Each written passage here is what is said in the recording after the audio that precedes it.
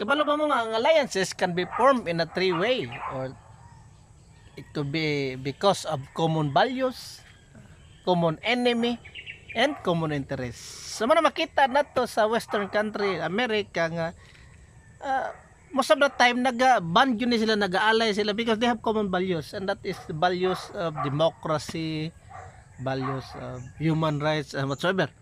Magka-combine yun na sila. Whereas countries like China, Russia, Iran, sa another country nga, traditionally di maging sila allied or alliance, but because na sila common enemy, which is America, so most often naga-combine sila, naga-join force sila because na sila common enemy, naga-allied sila. Ang pinaka-weak nga form of alliance is kaning because of common interest, which is usually nagapahitabo dira sa Pilipinas, no? Nga because of common interest naga-allied sila, naga-grupo sila. Because of sometimes personal interest pag yun. But the moment mawala na ng personal interest or the common interest, diya na magsugod, mag-disintegrate, diya na magsugod niya mukalas or lipat bahay, no?